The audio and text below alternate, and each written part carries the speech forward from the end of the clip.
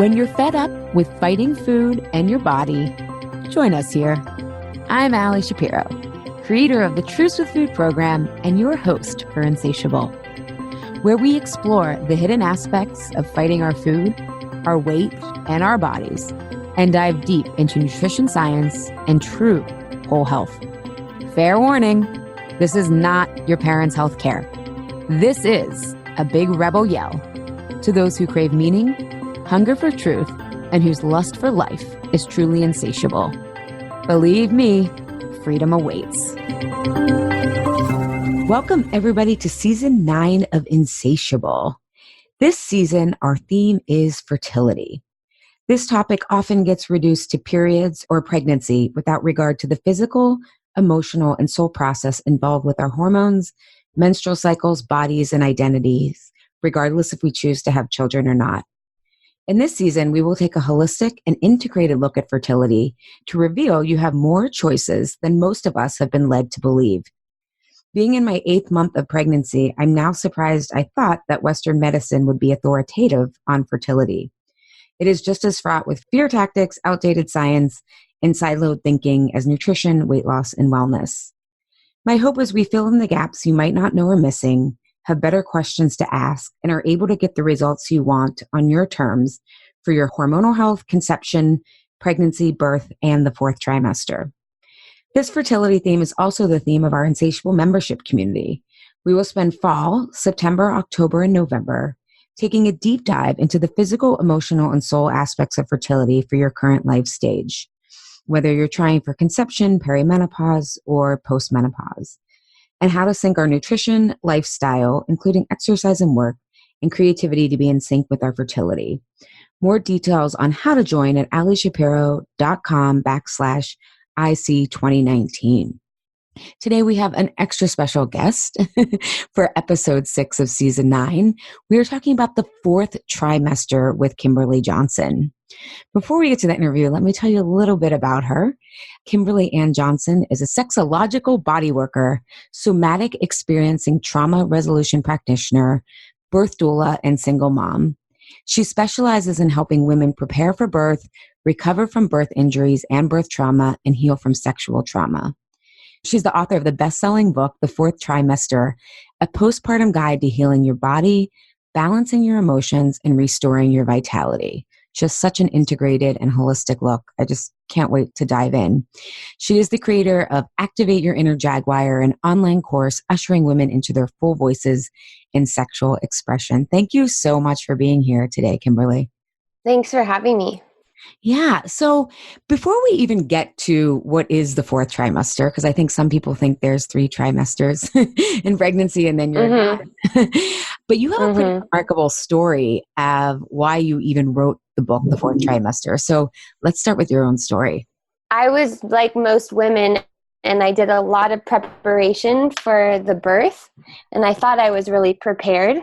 I mean, I didn't read many books because that's not really my style, but I was swimming in the ocean every day, and I was spending some time with my midwives, and I thought that I had everything really together with that. And the birth went relatively well, but I hadn't planned for anything after I gave birth. And I was living in Brazil, married, just recently married, totally different culture. I'm American and I'm from San Diego. So within a year, I had like a different culture, a new relationship, a new baby. And then I had an injury from childbirth. So I was having all kinds of symptoms of basically pain and incontinence and just not really understanding what was going on. That snowballed like they often do. So then I was having difficulty with my milk supply because I was so stressed and I wasn't very mobile. So I couldn't make food for myself. And I hadn't planned for the fact that, I was living in a completely new place where I didn't know people and didn't have a community network. I had a home birth, which is what I always knew that I wanted. And I'm not someone who seeks out help from Western medicine very often, but I went to get a checkup to see what was going on. And they said, yep, you need a full pelvic floor surgical reconstruction. But they told me that without even looking at my pelvic floor. So I just thought there's got to be a better way. And I knew that what I was experiencing was not just personal. I knew it was kind of archetypal in a way. And I knew that when I Google searched, the only labels that were available was postpartum depression. And I was feeling kind of depressed, but I also was like, well, of course I'm depressed. I'm like pooping in my pants. I can't make enough breast milk for my baby. I can't get enough food to eat. Everything's different. And so I went on a long journey. My daughter's 12 now. It was about a 6.5-year journey of learning about how different cultures deal with women when they've had babies, and how we've lost a connection to what the real needs of a birthing person are after they give birth. And so along the way, I did find a couple of great books. I found Aviva Ram's book, Natural Health After Birth, in a used bookstore in Thailand. That was the real safety, like, life preserver that got thrown to me. And then sometime after that, I found Robin Lim's book, After the Baby's Birth, which was out of print. And I just thought, this is nuts. It's nuts that more people aren't talking about this. And I was already a yoga teacher, and I'm a Relfer, which is a kind of structural body work. So people started telling me their stories. My tailbone's been hurting ever since I had a baby 3 years ago, or I can't run anymore because I'm afraid I'm going to wet my pants. And then I would say, well, has anyone worked on you? And they'd say no. And I realized, wow, there's just this complete desert in women's healthcare that is postpartum care, because all you do is you have the baby, and then a majority of the care is just a 6-week visit. And what happens between the time that you gave birth and those 6 weeks is so incredibly important. Yeah, that was, as I'm having conversations with a lot of my friends who are just having babies or have, had them in the past, they're like, if I could change anything, it's that I spent so much time preparing for the birth and not enough for this transition once the baby's born. And that's something that I've just heard universally. And I think to your point of like, we don't talk about this 4th trimester, so you don't know what you don't know. And then you feel so lost and overwhelmed and kind of think this is how it has to be in a way. Yeah. Or like we have a term for it now. So it's like, oh, well, I must have a mood disorder, or I must have, postpartum anxiety because so many women have started to speak out about their experiences. And there's been, huge, huge shifts in maternal health care and just awareness in the last 10 years since I even began this process. But unfortunately, it all gets categorized as mental health. If you're alone with a baby all day long, of course you're going to feel depressed. Like, you're not supposed, just everything that a new baby needs, a new mom needs. A new mom needs attuned care. A new mom needs a constant food supply. A new mom needs touch. And we just think, oh yeah, we'll just have the baby and then, sure, most people are like, yeah, well, my husband's off work for 7 to 12 days or something. And it's just like, okay, yeah. And then what? Like, how are you going to get enough food? How are you going to go to the bathroom and take a shower? Who's going to take care of you? And we just completely lost that thread because of feminism and because of, the intersection between feminism and puritanical work ethics. We just think it's better to not need anything, and it's better to take care of ourselves. And everyone who hasn't done it yet, and I would probably include you, are going, yeah, okay, but like, I'm not like that, yeah, okay, it's hard for other people, but I'm tough. I've been through stuff. And so we don't accept that this is one of the most crucial times in a woman who's having a child's life, for her long-term health, for the health of the relationship. More people are concerned about the mother-baby bond, and that is very important, but it's impossible if a woman is completely dysregulated, injured, and doesn't have any of the support that she needs.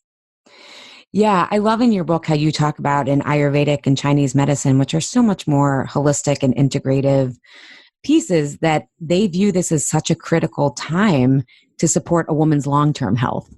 And I think that's something that people don't think about, right? Like, to your point, they're just like, and I loved in your book also how you talked about the next wave of feminism, you says includes embodiment and pleasure. Right? It's kind of like, and I was like, and so can you talk a little bit about what you mean by that? Because I do think we have a pretty feminist crowd who listens to this.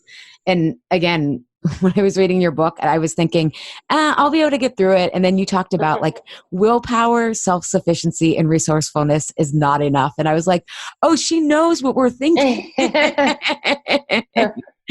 And I think that's one of the things that I just took away from your book was like, we have to take this seriously. It's not just something to read and like process and intellectualize. Like, it's really something that we have to embody and make space for. And so, can you talk a little bit about that embodiment and pleasure and what needs to happen in the fourth trimester so that this transition can be a healthy one for moms, babies, and the way we understand the type of care that women need? Well, I'm glad that that's what you took away, because it's really true. It's not something that we can just think about. It's something that we experience, and it is something we can practice. So there are ways that we can come into the fourth trimester without being in shock. You know, so many women, the overarching thing women say is, nobody told me about this. I had no idea. And there is a truth to that, because even if someone listens to this conversation or reads the book, when you're going through it, it's just like you can't prepare someone 100% for childbirth because there's mystery in there, or like prepare someone for the greatest orgasm of their life. Like, you can do things that strengthen your capacity and that get you in touch with all of the ways that you experience yourself. You know, we can prepare. And how do we prepare for that? We learn how to rest, you know, really rest. And I spend a lot of time in Brazil. And now when I live in the US, when I go to Brazil, it always just cracks me up, because it's like, wow, this is a whole other level of resting. Like, I thought I knew how to rest. And then I go there and I'm like, no, these people know how to rest. You know, we're just so attached to productivity and our value being related to productivity and our measures for what's productive, because being a new mom is an extremely productive thing. I mean, you're producing milk to feed your child for the most part. You're repairing all of these levels of deep connective tissue and fascia. You're literally rebuilding your body and your organ system. It's extremely productive. It's just that we don't really count that, because we don't count the things you can't see. We count things you can see and quantify. It's why women freak out so much about breast milk, because you don't know how much milk's coming out of your breast, right? And then you pump, but that's not an accurate measure, because a lot of things change when you pump. So we have to start valuing ourselves and valuing beingness. Mm. And so many women, you know, you said there's a lot of feminist listeners. Like, I'm a feminist, 100%. I'm raising a feminist. And the earlier phases of feminism that made this phase possible were like, we've got to act like men. We've got to do what men can do, and we've got to do it better. And a lot of that meant acting like men. And now we're in a place where we've seen, okay, this is where the pill got us, right? We've got like excess estrogen in our water supply now. We've got lots of women with fertility problems because they were on the pill for so long. Mm-hmm. We have the pill being used to regulate all kinds of things that have nothing to do with your reproductive cycle. It's like the cure-all for anything. And now it's like, wait, hold on. Maybe there's another way, you know? Maybe we can experience pleasure and experience connectedness, and we don't have to forego that so that we can accomplish or achieve something. The people who approach birth from that type A perspective, it's really hard, because I am a birth doula. I don't do many births at this point in my life, but I had a client once who brought me a 3-ring binder to our meeting, and it was like a 3-ring birth binder. And I just was like, oh God. Like, it was like I don't know if you've ever worked in production, but like if you work in line production, it was basically like a 3-ring binder with like all the XLs and stuff like that. So, and I've had clients say to me, it's so weird. Like, you know, you can plan the day of your wedding. Like, why shouldn't you be able to plan the day of your birth? We're just so out of touch with being out of control, you know? And if you live in Brazil, or you live in India, or you live in other places, you're used to dealing with things not working, basically. Like, you're used to dealing with like shit just taking a really long time. And so you develop that sense of like, it's not all about me. It's not all about how I think it should go and what I think is right and my morals and my ideology and my this. It's like sometimes things are just happening. We had a Dr. Kelly Brogan, who I know you're friends with as well. On episode 1, she was talking about her 2 very different natural childbirths. And the first one, she was like, I was in my masculine and I was like, I'm going to do this. I have a plan, like almost approached it like a marathon. And Mm-hmm. the second one was just like, just surrendering over to whatever is going to happen, like being completely in her feminine and just, really the contrast and experiences that were different when you just kind of surrender over to what's going to happen, right? And we are Mm-hmm. definitely not skilled at that in America. That's part of it. And again, the other reason I love your book and your work is you can go from this very granular, like in terms of like what you need in the 4th trimester, but you can also look at the metaphor and understand that you talked about basically the 4th trimester and birth and motherhood challenges these cultural tropes of individualism, sufficiency, like that we have to be superwoman, right? And this period of 4th trimester really brings out the shadow of what we're talking about in terms of productivity and bouncing back. And I think you just described that so beautifully of like what we're really forced to confront at this time. Mm-hmm. It's actually kind of genius, right? Because most women look at it as like a punishment.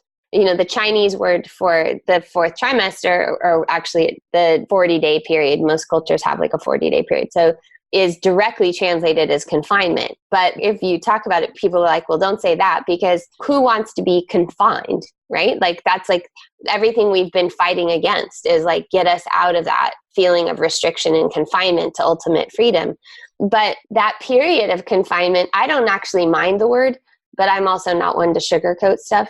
Because really, women need to be confined. And what women do, and I'm not blaming anyone because I understand why people are doing it. I just get really frustrated because even women who have the information just don't think it applies to them. And there are so many reasons for that total confinement period. And when I say total confinement, I really mean it. I mean like barely going out of your house.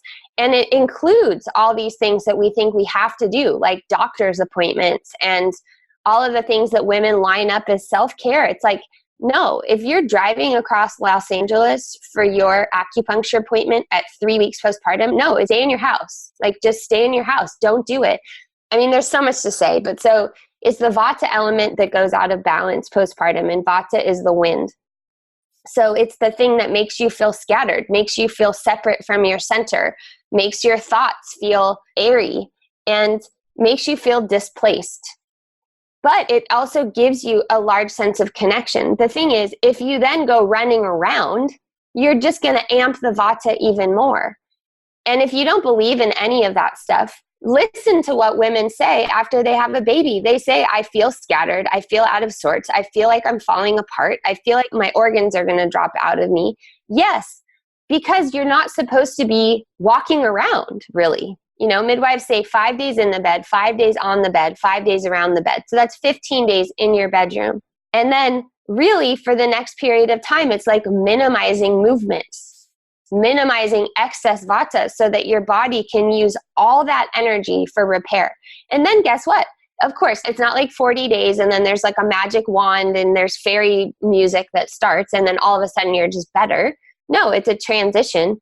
But if you respect that and you actually really pull your energy in and you find a way to delight in that, like you find a way that it's like really delicious to be able to just be lazy and be with your baby and help you co-regulate each other and work through whatever happened at the birth, right? Because birth's not been so easy for women these days either, that you have time to process that stuff and you have people that are serving you so that you can connect with your baby. This other part of postpartum care is, it's driving me insane. Like now people know they want postpartum doulas, but they hire postpartum doulas to basically be baby nurses. And it's like, if you want a baby nurse, get a baby nurse. But if you want a postpartum doula, that person takes care of you. That person gives you massages, sets up vagina steams for you, makes you food, organizes your house if that's what makes you feel good, takes care of your other child. It's about you. It's not about hiring someone to figure out your baby's sleep cycle for you, right? If you have someone that's taking care of you, then you have resilience at night, right? Like this whole thing too about like women are sleep deprived when they have babies. Yes. Who on earth ever had a baby and thought they were going to get normal sleep? I mean, it's part of becoming a parent. And it's not a punishment. It's not like, and it's not the same as losing sleep because of insomnia, or because people tell me, well, I really need my sleep. Well, yeah, so do I. Who doesn't? Who's going to say I don't really need sleep? Everybody does. There's liminal states. There's spaces in between when you're with a baby, and you have access to other information, also something not highly valued. So I want women to be able to redefine this. And the other judgment people have is like, it's so princessy, or this is just so privileged. Like, it's so privileged that you could have this. Well, maybe, but also look at people who are quote unquote poor. They live in multi-generational households a lot of the time, or they live in really close proximity with other poor people. And there's people who aren't working. We need people who aren't working, because who else is going to be the ones to help out unless everything's just going to become monetized? So we're in a cultural bottleneck, and it's frustrating. People read my book and they get mad because they're like, great, that's really great. And like, I have no idea how to do that. And I get it, because I'm also in a cultural bottleneck as a single parent. And like, okay, so how do you do that? How do you maintain a social life, have a career, and spend as much time with your kid as you want to when you're one person? But this is where we're at, and we can't wait. It's funny because people are like, well, maternity leave and this and that. Yes, it sucks. But most of the people listening to your podcast, I would bet money on it that most of them have pretty decent leave, and that a lot of them are freelancers. And so they could actually set it up in a certain way. But even so, I work with so many women who had like 3 to 6 months leave and didn't take it. Yeah. In your book, you say 25% of American women go back to work 10 days after giving birth. That was like shocking to me. Yeah, it's horrible. I mean, it's horrible. And it shows how, as a culture, it's this gigantic blind spot. However, it is on the presidential dockets. It was in the last election. It will be on this one. If people are talking about it, people were never talking about this before. It was just what was happening. And women are starting to demand different, because they're seeing each other break down. There's, and they're going, this is insane. And they're seeing what happens in Europe, where people get 6 months, 1 year. To Sweden, each parent gets a year. So they could each have their child for 2 years with just one of the parents doing the caretaking and being paid for that, Yeah. Well, I love your point about redefining this period on our own terms. And one of the things that I love that you said in your book was, sex, birth, and trauma are tangible entry points to reclaiming your individual wholeness and to reconnecting to healthy power. And we talk a lot about trauma on this podcast, because my work of battling food, it all comes back to these, trauma patterns that people are trying to reenact through dieting, et cetera. And what I love that you said is, you said, trauma is simply part of being human. Fortunately, healing is also a hallmark of being human. And I just love that, because people get scared about the word trauma, right? They think it's like, oh, irreparable damage. I think of the metaphor to your point, like women are walking around saying, well, I can't run without peeing anymore, or I feel my organs and this is just normal, right? And we're in this period where we're unnormalizing that. And so how, if we can look at that fourth trimester as a chance to face ourselves and kind of these beliefs about it's too privileged to get help, or I don't have the time from work to take, we can really use this as like a chance to like get clear about what we really need. Is that not true? Or yeah, we can use it as a chance to repair a whole lot of things. We can repair our relationship, our early attachment. And so much of that attachment is exactly our ability to ask for help, or to believe that help is available if we need it, and believe that we don't have to do everything on our own, and to centralize our experience. It's the time for women to centralize our own pleasure. Sex after birth needs to become non-penetration oriented for a while, which really makes female pleasure kind of the center of it. I don't think that's an accident. I think it's a huge opportunity for maturation. And that's what we need as we become parents. So it's hard, because we're losing ways that we used to do things, and that seemed like they worked, or we liked them, or we didn't even really realize until they sort of got shaken loose. But if we can stay open and we can stay honest and transparent about what's happening as it's happening, we don't get stuck. And I really believe that if women had what they needed postpartum, which in the book I talk about the 5 universal needs, which are rest foundationally, and then mineral rich, nutrient dense food, loving touch, contact with wise women and nature. If women had those things, any birth could be processed. So no matter how quote unquote traumatic a birth was, a woman after those 40 days of having those intensive needs met would be on the other side of that. But what we see is that the exact opposite, where women come out of it sometimes even more traumatized, because not only has the birth trauma not gotten resolved, but on top of that now there's other difficulties because it's impossible for the body to repair if it's under chronic stress. Yeah. So a theme that I'm really hearing is when you have the foundations, right, you become more resilient. And in that resilience is this capacity for healing, whether it's lack of sleep. Yeah. And if you can have these other things, it makes it more manageable, right? You could have a traumatic birth. And if you can get the help you need, that helps you process it. And so it sounds like by not taking the 4th trimester, we're really setting ourselves up long term for this lack of resilience that we can access if we take the time for it. But then we start to think we have all these other problems when they're just symptoms of kind of a depleted cup, if we're going to use a metaphor.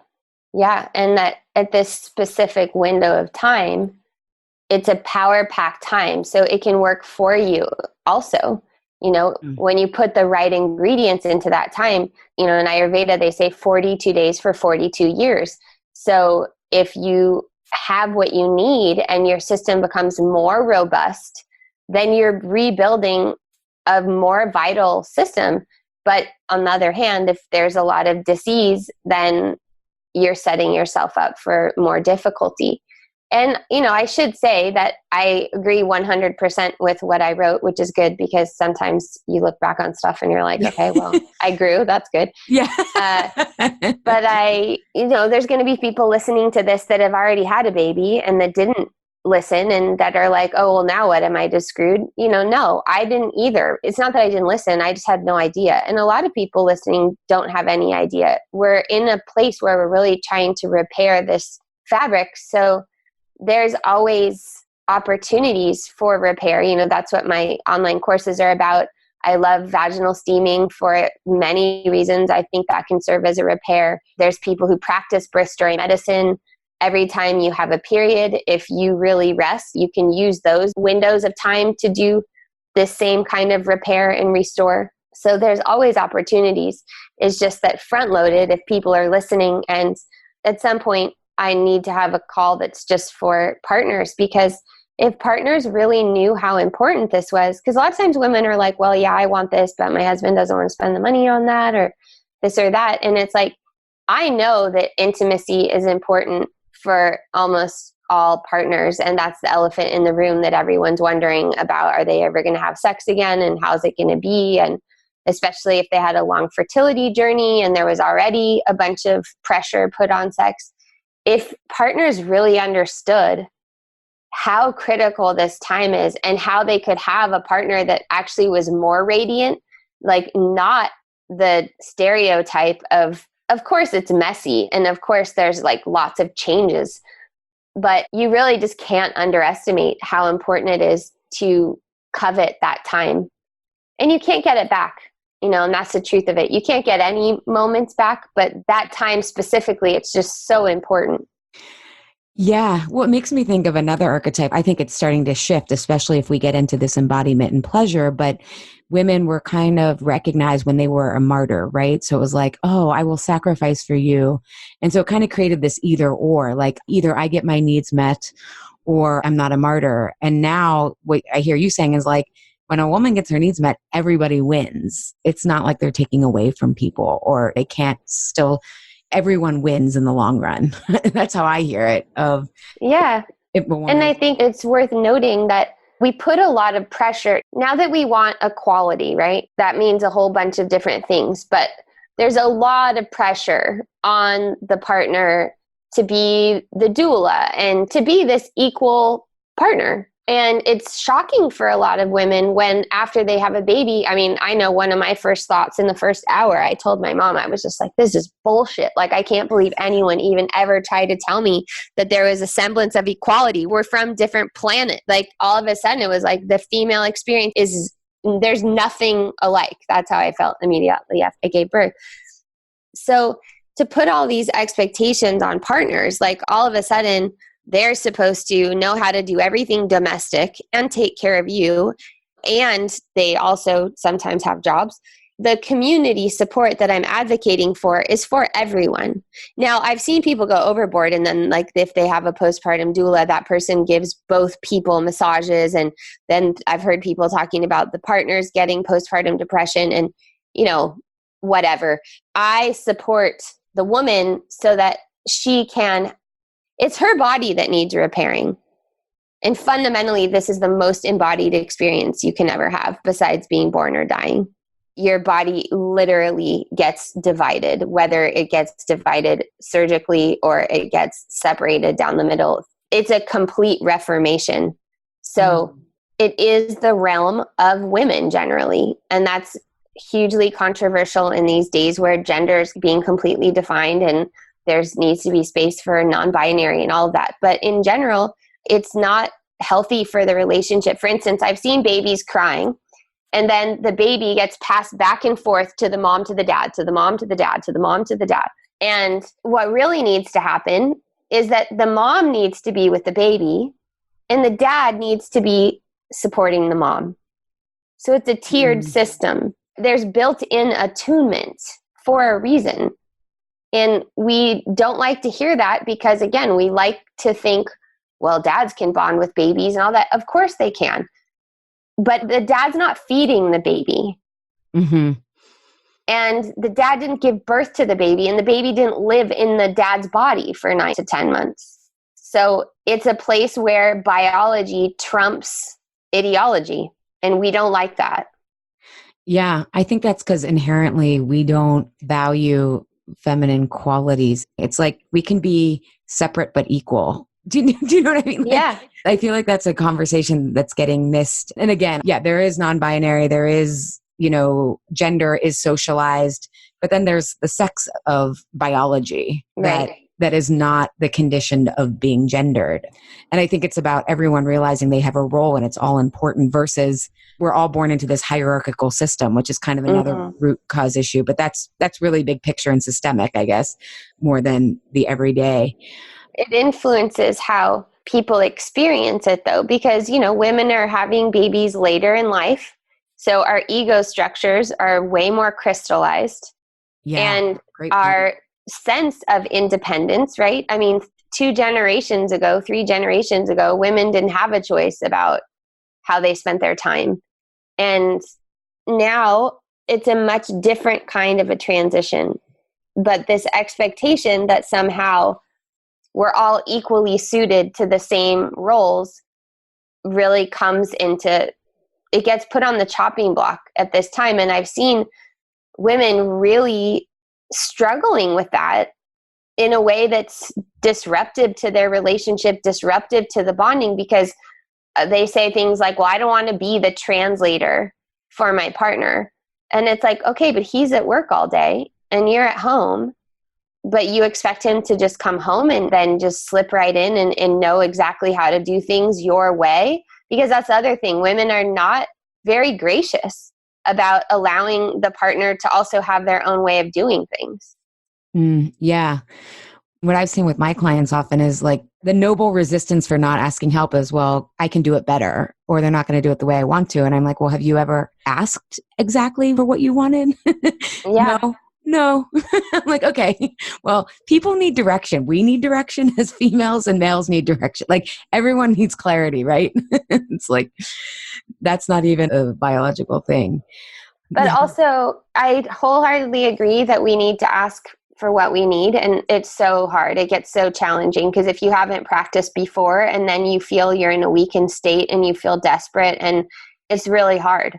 So I'm not saying it's easy. It was really hard for me. It was very hard for me to realize that I didn't have anything to give or to give back, and that I just needed to take because I was so depleted and alone. But I also do want people listening to really challenge themselves to have a broader vision about what they want, because parenting, and I have a pretty strong point of view about this, I think, because I've done almost all of the parenting. Like, I lived with my daughter's father till she was 9 months old, but the rest of the time it's just been the two of us. It's not just perfectionism and like, oh, it has to be done this way and my way and this is the right way. But it's also, it's a real privilege and a benefit for a child to have two figures, two people, two ways, two models. There's no reason that it has to be the same. So I really find women to be so hard on their partners.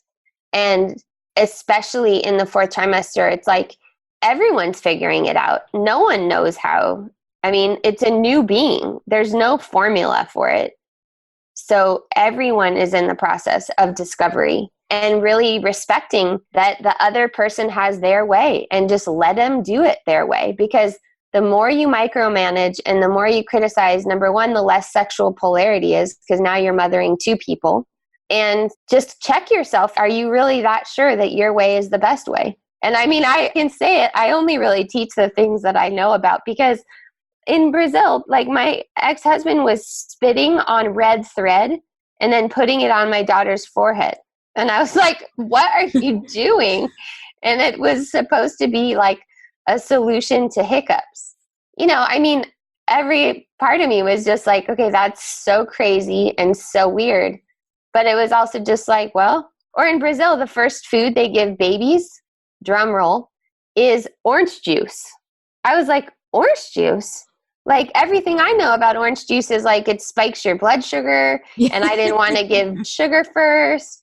But then I had to step back and be like, there's a nation full of people who had orange juice as their first food and they're fine, you know? Yeah. And for him, it was like, avocado? Are you kidding me? Like, what are you doing? You know, he just couldn't believe it either. So it was easier for me because I was with someone from another culture. So of course there was going to be things that totally surprised us. But maybe you should imagine that your partner's from another culture, because, I mean, ultimately, I think that having a child can bring a couple closer together instead of driving a wedge between them. But what I see in people's behavior is like, well, no wonder things aren't going well, because the woman's anxiety and stress, largely based on birth outcomes and then no fourth trimester plans, gets all directed towards the partner. When I think this comes back to, I mean, I work on with clients a lot of like breaking all or nothing thinking, which to me is really just a sign that you're, you know, in a fight or flight state, right? And that's how it kind of manifests itself, that we can recognize in one way.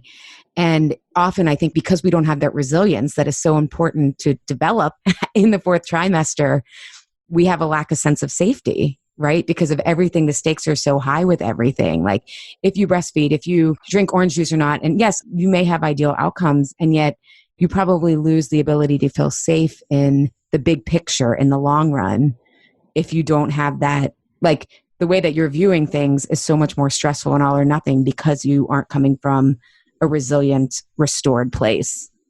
Mm-hmm.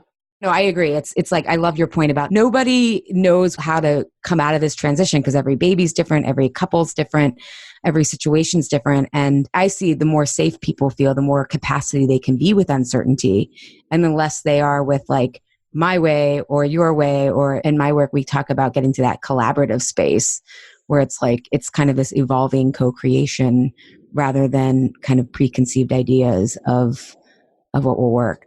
So you had mentioned earlier about the 5 universal postpartum needs. Mm-hmm. And so I feel like we've made this strong case for it and all the, like, a lot of the sticky stuff that comes up.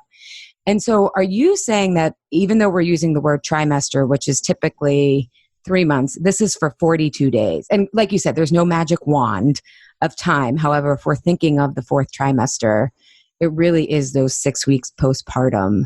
And obviously, hopefully longer. However, if you're going to start somewhere, this is where to start. And can you talk a little bit about those 5 universal postpartum needs that you go over? And obviously, the book gives you much more detail, but extended rest, nourishing food, loving touch, the presence of wise women, and contact with nature. Mm-hmm. There's also a book out that's called The Fifth Trimester now. It's about the transition back to work. Yeah. The point of the term itself was to help people start thinking that just because the baby's out of the body doesn't mean that the interdependence is done. So beautiful.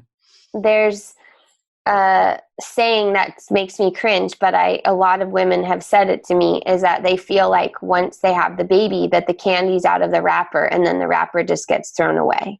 And so if you look at a bookshelf, what you see is lots of pregnancy books, and then it just goes directly to parenting and infant books. So the woman's process, some pregnancy books have 1 or 2 pages at the end on postpartum, but it's a way to understand from both the mother's and the baby's point of view that just because the baby's out of your body doesn't mean that there's any less need for contact and co-regulation, basically.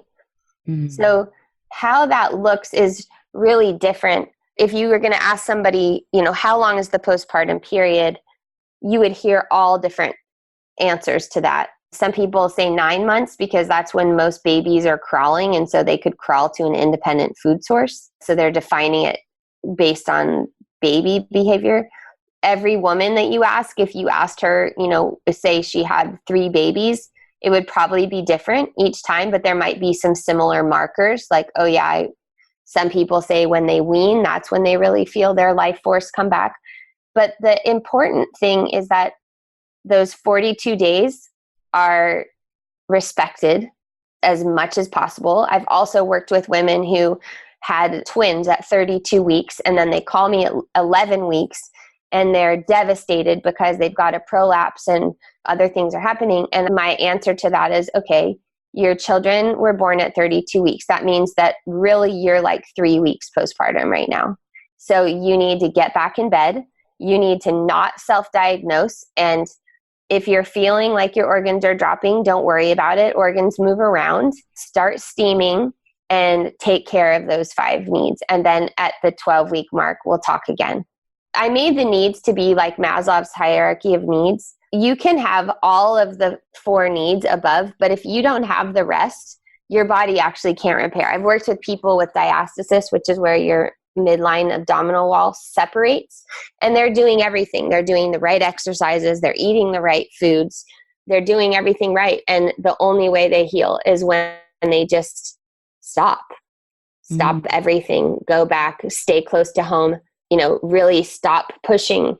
And the thing is it's a time of total reevaluation. So things that used to be able to make us feel good might not be the right things anymore. So that's why women get out and run, for instance, at 4 weeks, because they're feeling pretty good, and running used to make them feel good. And it's not too bad. They could get a little of the extra baby weight off, and then they have a big regression, or nothing happens. And then at 6 months, they throw their back out and they can't get their back in line because they never did the reparative part. I love the context that you bring to this of like, right? Like we have to look at your situation and then go from there. I think that's so important because again, I just feel like the medical community tries to standardize us into like this widget formula, right? Mm-hmm. But you're like, if you go early, you have to add time onto that. And then really looking at the type of birth you have.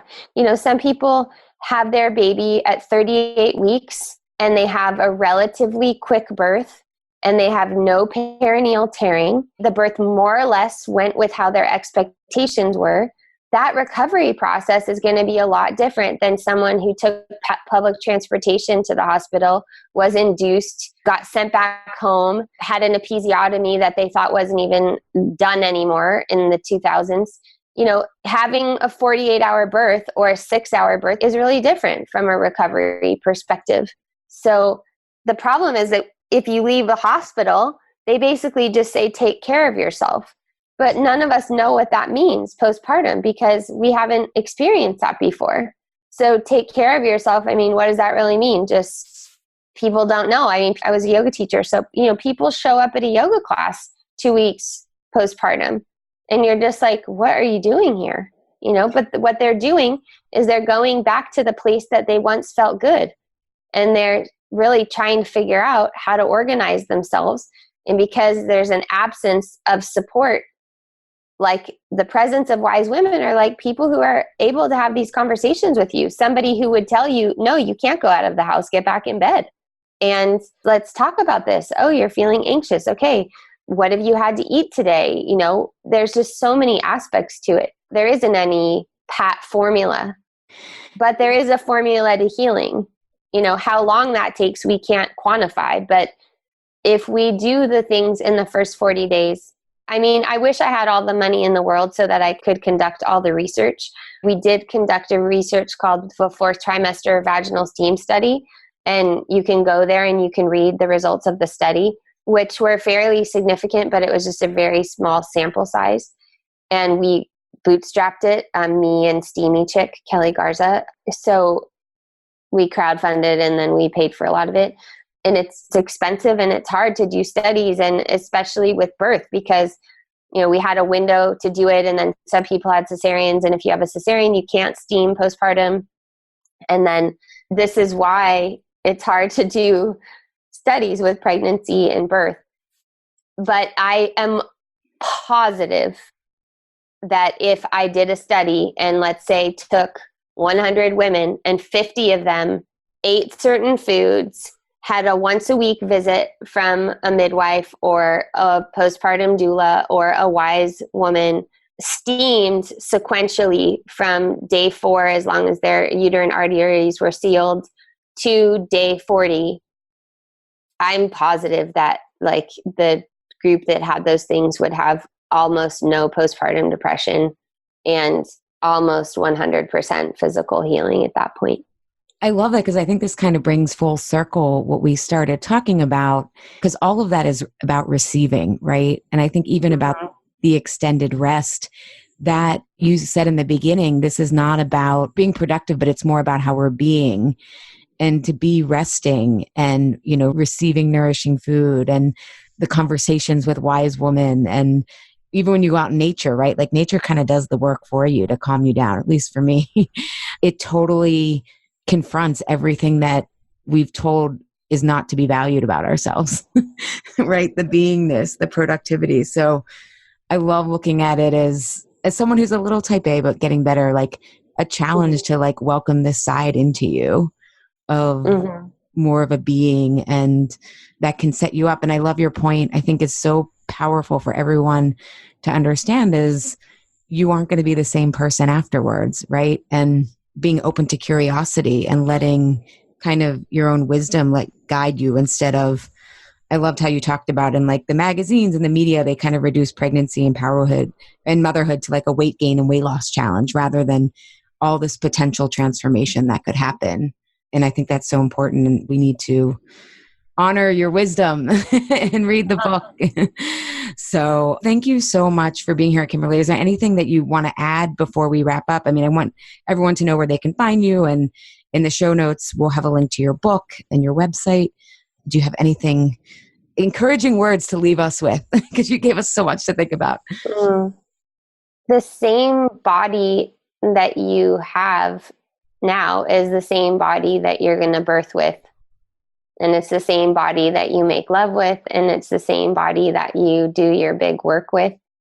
So foundationally, we're really talking about our ability to reside in okayness, you know, to have a deep system level capacity for pleasure as well. So I would just offer to people that we start doing the work together of dismantling our what's wrong attention, and always thinking what's good for us is to figure out really what's wrong with us and what's the problem, and really start looking at what is right and what we can build on. That's a radical shift for most of us, whether it's your spiritual path or shadow work or coaching, is really kind of about, okay, well, let's get to the root of the problem. And that's a lot of the time not very useful. Got it. Yeah. It reminds me of the next phase in trauma-informed care is what's right with you, right? Not what happened to you, but what's right with you often as a result. So Thank you so much. I love thinking about that. What's right? It makes me think of honoring our biology rather than fighting it and honoring what we're needing. Where can people find you, Kimberly? I'm magamama.com, MAGAMAMA.com. Maga means sorceress in Portuguese, so it's not connected to our current leader. And on Instagram, Magamama is MAGAMAMAS. If you go to magamama.com/trauma-transcendence, I have an hour class that's on nervous system regulation and on common misperceptions about how we have been taught that the nervous system works, but it's actually not true. So that's kind of a good starting point if you're wanting to learn more about the nervous system. And I think that nervous system regulation is the number one preparation for birth, because contractions are upregulation and downregulation, activation, deactivation. So if you start to learn to ride those mini waves and recognize them, that's one of the best ways you can prepare for birth. I love that, because that's another big theme I got from your book. It's like, yeah, we can focus on the fourth trimester, but we're never just starting and stopping, right? You're never just beginning. It's just a continuation. So it's important to come into the postpartum period as powerful as you can. And that doesn't mean everything's going your way. It just means understanding and having choice. So I appreciate that. Well, thank you so much. And I love that you talk about nervous system, because that's a lot of what my work is about. And I also appreciate you saying that MAGA Mama is not associated with the current regime. I appreciate that. Thanks for pointing that out. Thanks so much for being here, Kimberly. Thank you. Good luck with your upcoming mysterious transition. Thank you. I'm kind of viewing it that way. Just no expectations, which is hopefully a healthy place to be. Be prepared, but no expectations. Thank you so much. Thank you, Health Rebels, for tuning in today. Have a reaction, question, or want the transcript from today's episode? Find me at alishapiro.com. I'd love if you leave a review on Apple Podcast and tell your friends and family about Insatiable. It helps us grow our community and share a new way of approaching health in our bodies. Thanks for engaging in a different kind of conversation. And remember, always, your body truths are unique, profound, real, and liberating.